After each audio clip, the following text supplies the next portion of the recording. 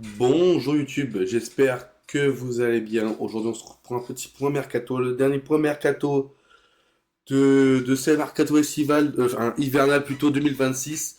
On va faire un point sur le mercato. Est-ce qu'il est réussi? Est-ce qu'il est raté? On va faire un petit débrief des ventes, des achats, tout ça. Des transactions de l'Olympique Lyonnais. Alors, je dirais à chaque fois, les gars, mais n'hésite pas à t'abonner à la vidéo, à dire ce que tu en penses. C'est très important pour acheter tous mes réseaux sont en description, Twitch, Instagram, TikTok, YouTube, enfin YouTube, hein, sur YouTube, Twitter, tout ça, bref. On n'est pas sur un format live, on est sur un format vidéo YouTube. Je tourne comme ça, sans live et tout. Du coup, voilà. Du coup, je tourne le même jour que le match contre Laval. Débrief contre Laval, je sais pas si le live aura lieu ce soir ou le lendemain, mais il y aura un débrief en live. Les gars, n'hésitez pas à rejoindre sur Twitch, les mecs. C'est très important pour l'avancée de la chaîne, de donner de la fort. C'est très important. Du coup, on va séparer la vidéo en deux. On va parler des ventes et des achats. Quand on vente, on a eu trois ventes. Avant de parler des ventes, j'aurais parlé d'un truc. C'est que dernier jour de mercato, on a vu le lundi matin. Ouais, c'était lundi matin, parce que je pense que on est mercredi, c'était il y a 2 jours.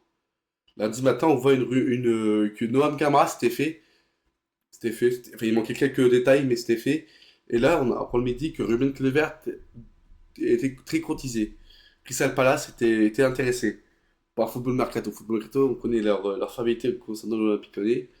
Euh, et on s'est dit, est-ce qu'on va lâcher Kluivert pour un montant, on ne sait pas.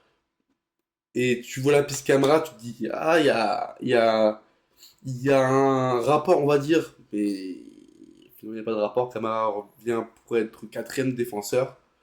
On va parler après de Camara, mais du coup, voilà. Du coup, Kluivert a annoncé à Crystal Palace, finalement non, car l'OL veut le garder, Fonseca le veut le garder.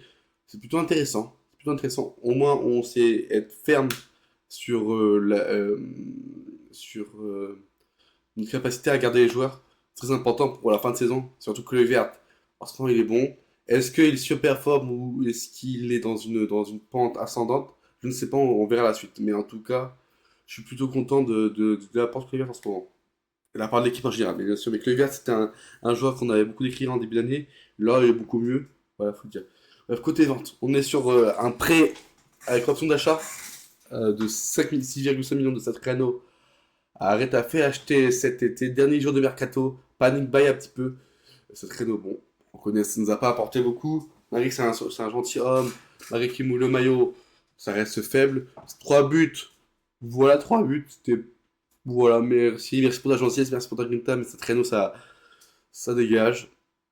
Est-ce que Retafe vont valider l'option d'achat? Je ne sais pas, on verra bien, mais ça serait bien, comme ça on s'enlève d'une épine du nez. Enfin, du pied, je veux dire. Du coup, on est sur la troisième, deuxième vente après sec de Enzo Molefe. On l'avait annoncé en prêt, en prêt un peu plus tôt dans le mercato à part de Fonseca dans une conférence de presse. On l'a vu. euh, du coup, il est prêté à Montpellier, prêt sec, sans option d'achat. Au moins, ça c'est plutôt intéressant, car son compatriote Rodriguez, enfin Gomez Rodriguez, pareil, c'est à peu près dans le même truc. Genre un jeune que tu comptes sur lui, que tu as fait ta com après Mikotazé qui va jouer, tu les prolonges. Là, c'est pas Montpellier, c'est Annecy. Pareil, Pressec. On est sur deux jeunes. En fait, c'est à peu près le même truc. C'est deux jeunes que l'OL compte sur eux. Pressec, sur deux clubs de Ligue 2. De un, t'es en France, de deux, il est prêté à Annecy, à Montpellier, qui sont deux clubs plutôt intéressants cette saison. Ah, voilà, je sais pas qu'ils vont vraiment avoir autant de jeu, qu'ils vont vraiment se développer là-bas. Et c'est le but d'un prêt, que tu prêtes un joueur sec, sans option d'achat ou quoi, ben, tu attends que le mec, comment dire ça, qui t'apporte des trucs, qui se forge, voilà, qui se forge, et ça c'est plutôt intéressant. On va parler des achats qui sont au nombre de 4 premiers achats. Un premier achat, c'est un prêt sec d'1 million d'euros, là, pour Hendrik, tu payes pas grand chose. Et surtout, vu le rendement stats, notamment dans les stats YouTube du club, dans les stats des maillots, dans les stats footballistiques, Hendrik, son prêt est déjà remboursé, on va dire. Et on est sur un prêt qui va pas nous coûter grand-chose, qui va peut-être même qui va nous faire rapporter plus qu'Inofa. Hendrik arrivait dès le début du mercato, même avant le mercato. On l'a vu, on l'a su en novembre, on était sur lui. Et beaucoup de personnes se disent, ouais, c'est fait, c'est pas fait, ah, c'est mort, tout ça, tout ça. Au final, il arrive, je suis plutôt content. Je suis plutôt content. Et tous les Lyonnais sont contents, tous les Lyonnais sont contents d'Hendrik. Ça nous apporter beaucoup, surtout si on veut vraiment être compétitif sur la scène Europa League. On a besoin d'un joueur d'Hendrik, un joueur au-dessus du lot. Et ça, j'espère que ça va le faire. Ça va le faire. Du coup, deuxième recrue, Noah Narté, déjà buteur de son premier match contre Lille. On a vu qu'un match acheté 7,5 millions à Bromby. Un joueur qui est beaucoup suivi par les scouts au Danemark.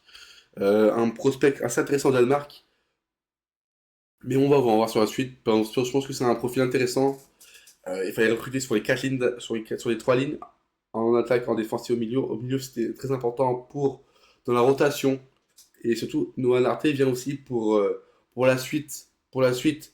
Et surtout, l'OL, là, dans une période, ça va. Mais cet été, il faudra quand même vendre. On n'a pas les droits TV, on n'a pas tout ça. Et je pense que un Noah Narté, d'ici 2 3 ans, peut nous faire gagner de l'argent. On l'achète 6 millions, on peut le vendre 20 millions, on va dire. On peut le vendre 20 millions. Et voilà, bref, Noël Théo, j'espère que ce sera une bonne recrue. J'espère que ce sera une bonne recrue, mais voilà. On est sur l'avant-dernière recrue, arrivée toute fin. Enfin, les deux dernières recrues sont arrivées au dernier jour de mercato quand même. Roman Yaramechuk, de pré-payant, option d'achat non obligatoire de 4 millions. On est sur un buteur qui, même s'il flop, va pas nous coûter grand-chose. Ça sera pas une grande épine, même si on regarde pas.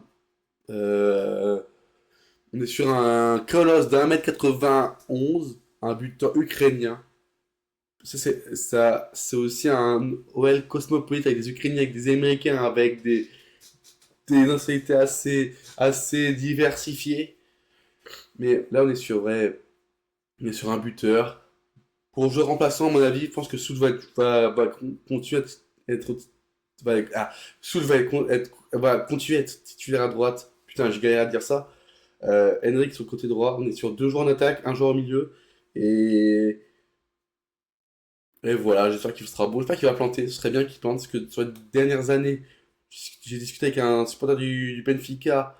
C'était pas faux, Benfica. Mais bon, c'est un choix de Fonseca, c'est un choix du profil de Fonseca. On sait très bien que les profils sont analysés par ces recrutements, par Fonseca, notamment aussi dans le niveau footballistique et dans le niveau humain et à la section de vestiaire. C'était un élément très important de la part de la cellule, cette capacité à créer un groupe, à créer une équipe. Et ça, franchement, c'est plutôt intéressant. Et puis la dernière recrue, c'est Noam Camara, un jeune recrue du PSG pour 4 millions d'euros, un prêt à option d'achat. Apparemment, elle serait obligatoire, mais sur certaines conditions. On est sur un jeune qui va être quatrième d'essai, qui sera dans la rotation. Ça, c'était aussi important d'avoir un quatrième, un troisième, quatrième. Ça dépendrait si Mata bifurque à droite pour avoir la concurrence Maitland-Nice Mata. Parce qu'on ne sait jamais ce qui peut arriver. Parce qu'on peut arriver, si Kluivert là il commence à performer, c'est-à-dire que Kluivert sera potentiellement titulaire. C'est l'enjeu de cette défense centrale. Et je pense que l'arrivée de la défense centrale était vraiment primordiale quand même, mine de rien, dans la rotation. Il y a une chose à dire, c'est un profil assez différent dans notre défense centrale. On est sur un profil qui a un très bon relanceur, à part Lukeba. Et une fois, c'est ce défenseur avec ce profil-là de très bon jeu au pied, enfin très bon relanceur. Si on a notre cas défenseur, on a un profil différent. On a un Mata qui est plus dans la vitesse, dans la JT, dans la JT, dans la, euh, dans la puissance. On a Moussa Niakhaté plus patron, on a Clévert dans la puissance, dans la rapidité, dans les duels, et on est sur un Camara qui est un peu moins puissant mais qui est très bon balle au pied. On a quatre défenseurs qui ont un profil différent. Et pareil, ça a souligné, c'est l'attribution des profils par rapport à ces de recrutement. Bon, ça, et par rapport à nos joueurs aussi. Bref, c'était la fin de la vidéo. N'hésitez pas à vous abonner à la vidéo, à dire ce que vous en pensez, les gars. On se retrouve demain, les gars, en live pour le débrief de ce Tour de Coupe de France contre Laval. Pourquoi je vais dire Le Havre? Allez, tous et allez, l'OL.